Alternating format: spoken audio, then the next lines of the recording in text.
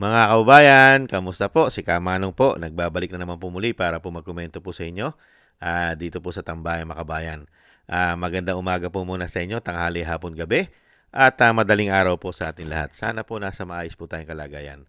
Umpisahan na po natin mga tambay, komentuhan po natin. Ito pong pinag-uusapan po sa mainstream media at ganoon din po sa social media. Yung baliktaran naman daw po. Baliktaran at may babaliktad na naman daw po mga testigo. Natural po yan dahil lalo-lalo po sila po ang nasa kapangyarihan. At yung nasa kapangyarihan ngayon, ang naiipit po dahil nasa kanila po ang issue ng korupsyon. Hindi po ba? Pakinggan po natin ang balita at komentuhan po natin, mga kababayan. Inaasahan daw na magbaliktaran ng salaysayang ilang tumestigo noon sa Senate Blue Ribbon Committee hearing kaugnay ng flood control projects. Para bigyan ng mukha ang balita live mula sa Senado, si Mobile Journal Ray Vicente. Ray, sino-sino ba yung inaasahang bawiin ang kanilang salaysay? Actually, isa raw posibleng bawiin ang noong salaysay ay si Orly Guteza. Sabi ni Senadora Amy Marcos ay tinatakot daw kasi ang mga ito, no? Pero hindi na niya pinangalanan kung sino pa yung mga ibang testigo. At kung matatandaan nga, Papsi, si Guteza ang umano'y security aid ni dating ako Bicol Representative na Rizaldo po na nagdahatid daw ng mali-mali ang pera kina po at dating House Speaker Martin Romualdez. Yung nga lang, Papsi, hindi raw sisipot si Romualdez sa hearing sa Biyernes, sa panaman daw ang tinuturing na VIP witness pero umatras umano sa pagharap sa Blue Ribbon. Maliban yan, Papsi, ay tinawag ng senadora na isang kalokohan at pananakot ang umano'y arrest warrant mula sa ICC laban kay Senator Bato de la Rosa. Una yung kinumpirma ni Ombudsman Dismiss Crispin Remulla.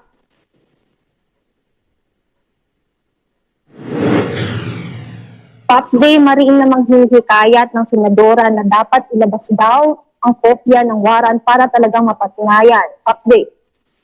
May impormasyon na ba si Senadora Amy Marcos kung nasaan na si Senadora Ronald Bato de la Rosa?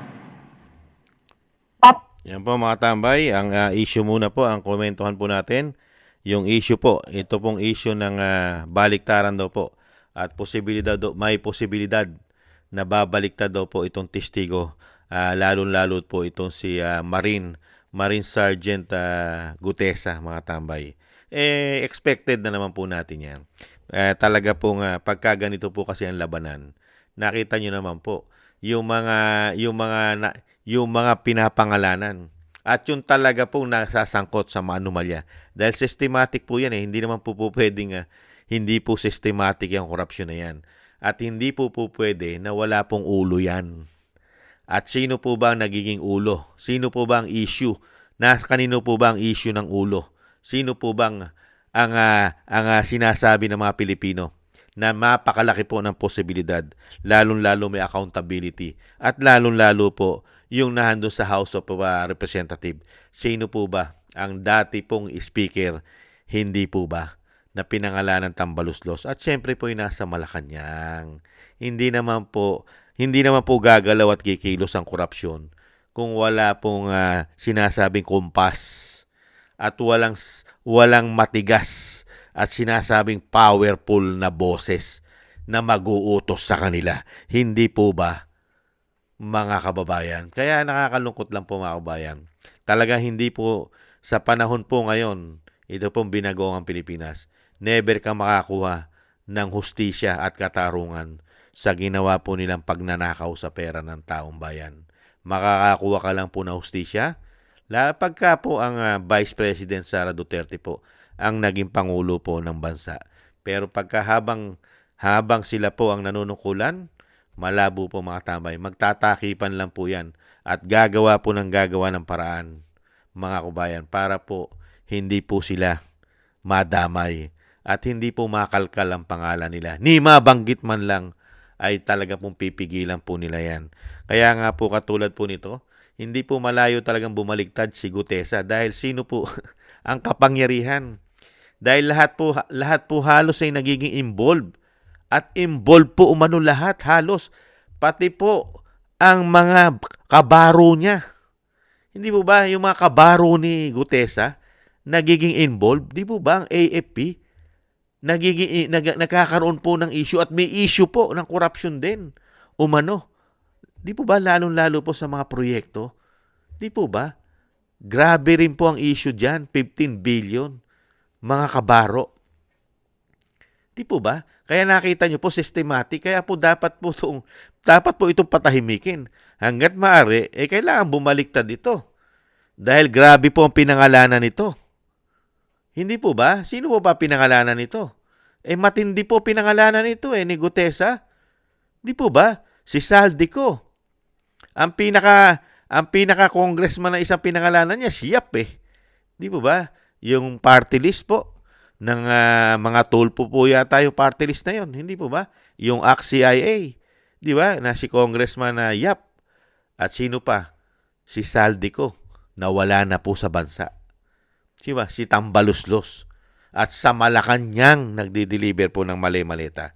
Ngayon po, pasisinungalingan na po yan. At baka daw po bumaliktad na. Expected na po natin yan. Nababaliktad po yan dahil matagal pong nawala yan. At kailangan po nilang plantsahin yan. Kaya nga po ang tanong po ng taong bayan, saan po napunta ang pera? Saan po napunta ang mga ghost project? Sino po nagnakaw ng pera ngayon? Mga kabayan, ang nagnakaw lang po ba ng pera ay hanggang kay Saldico? At pati nga si dating DPWH, Bonoan ay wala na rin sa bansa. Ano yan? Hanggang doon na lang po matatapos? Sila na po ba ang ulo? Doon na lang po nila dadalhin sa ulo kay Saldico. At hindi na po pwedeng lumagpas kay Saldico. Ganun po ba mga kabayan? Hanggang doon na lang tayo dadalhin ng kanilang mga investigasyon. Hanggang kay Saldico at kay Bonoan. At siyempre po, sa mga hindi nila kaalyadong senador, hindi nila kaalyadong mga congressman, at siyempre po, ang mga engineer ng DPWH at mga kontraktor at mga nasa COA, mga ilan-ilan tiwaling opisyal sa COA, hanggang doon na lang siguro tayo dadalhin ng investigasyon na ito. Kaya nga po napakahirap pong managot at wala po tayong makikita na maipapakulong ng mga politiko, lalong-lalo na kung kaalyado pa nila at mismong sila ang involved dito. Nakakalungkot lang po. Sana po ipag-adya naman po ng may kapal, mga kabayan, na matapos na po ang mga kademonyohan nila sa ating bansa. Ang napakatagal na po nilang ginawang kawalanghiyaan sa atin. Grabe po ang ginawa nila na mahigit 3 taong kademonyohan at kawalanghiyaan at puro pagnanakaw sa pera ng taong bayan. Halos umano, sinaid po nila ang ating buwis, pati po ang inutang nila na wala yatang pinatunguhan. Kaya nga po tayo nilubog ng husto sa baha. Halos buong Pilipinas.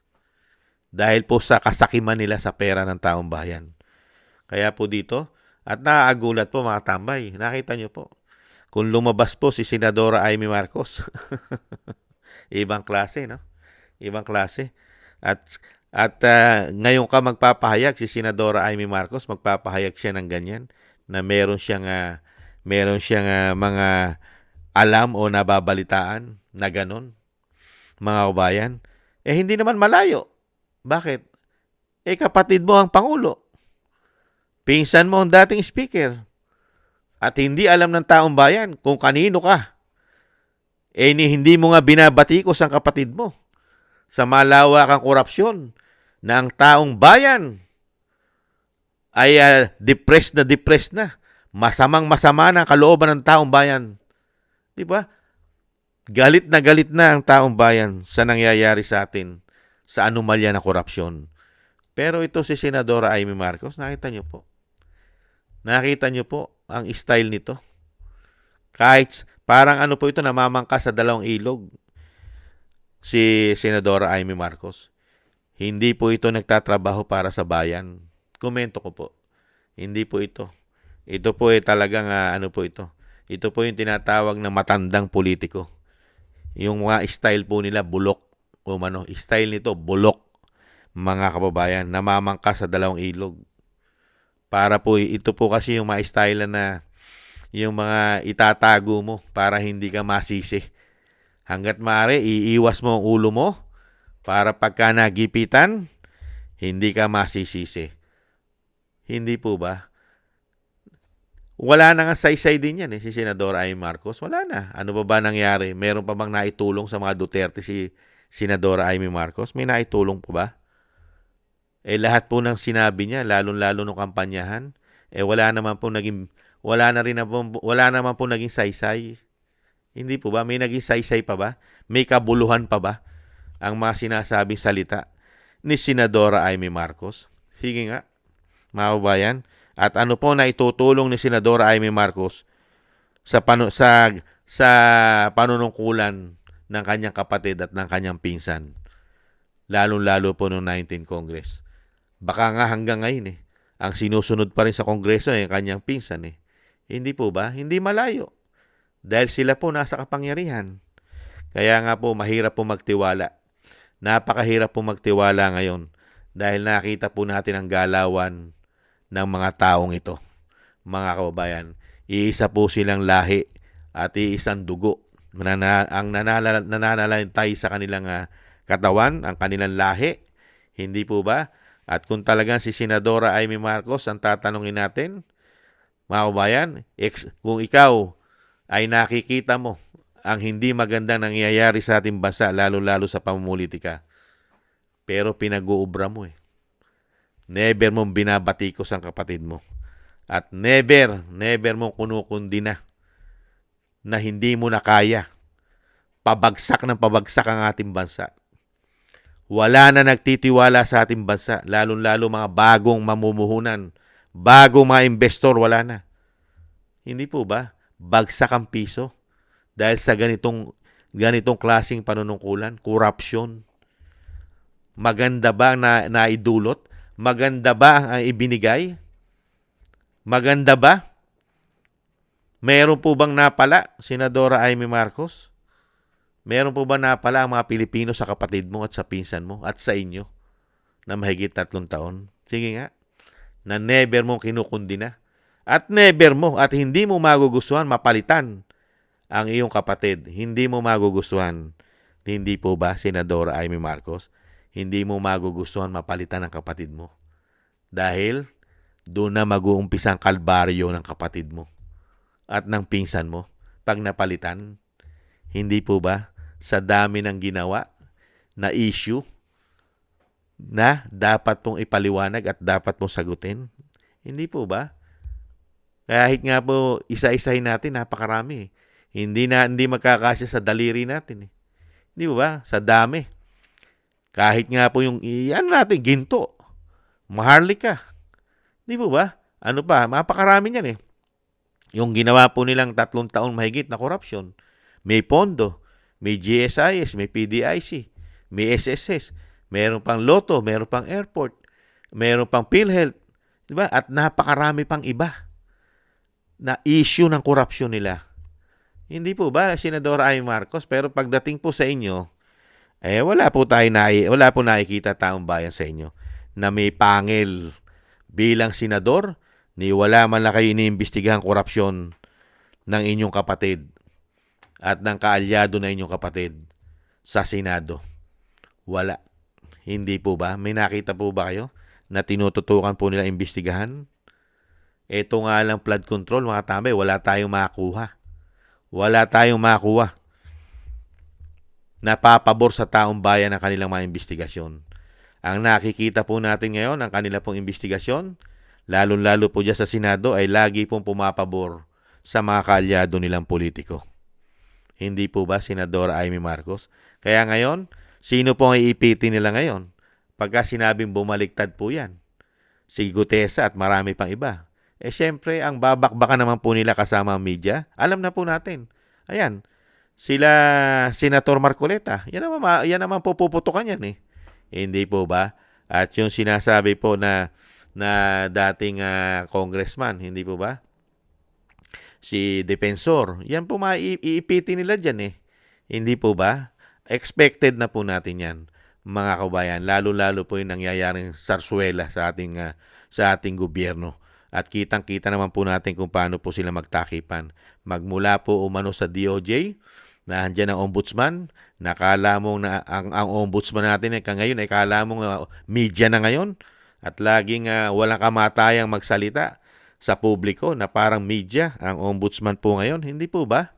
At diyan ka magtataka, mga kabayan, pagka po sa kanila na po issue, talaga pong kailangan i-delay. Hindi po ba? Delayment ang kailangan, mga tambay, hanggang sa ito'y mawala na sa bansa at makatakas. Hindi po ba?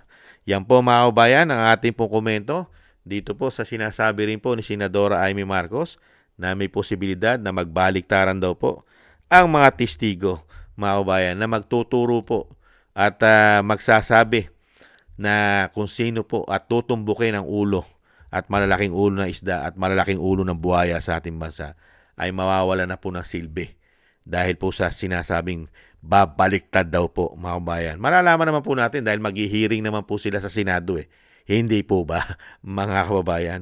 Muli po, mga tambay, thank you po sa nagusto po ng ating tambay, mga kabayan, sa YouTube at TikTok. At ganoon din po sa mga nagko-comment, like, share, and subscribe. At syempre po sa ating mga subscribers, sa mga nagbibigay po ng tulong. Thank you po sa inyo. Mabuhay po kayo. At ingat po kayo. At syempre po yung dasal po natin para sa ating bansa na sana po yung mawakasan na po at matapos na po ang kademonyohan po nila at kawalanghyan na ginawa po sa ating bansa. Sana po yung matapos na po sila at magwakas, mga kababayan. At ganoon din po ang ating dalangin sa pamilya Duterte na sila po ay maingatan sa kapahamakan. Ang ating Vice President, ang dating Pangulong Duterte, ay madugtungan din po ang kanyang buhay, kalakasan at makalabas na po sa lalong mabilis. At ang ating pong pagdasal din po sa ating sarili at sa ating buong sambayanan ay maingatan po tayong lahat, mga kababayan. At muli po, mga tambay, sa muli po, thank you po muli sa mga nagusto po na inyong lingkod. At tiis-tiis lang po tayo, mga kababayan. At hindi naman po sila forever dyan. Maraming salamat po. Paalam. Bye-bye.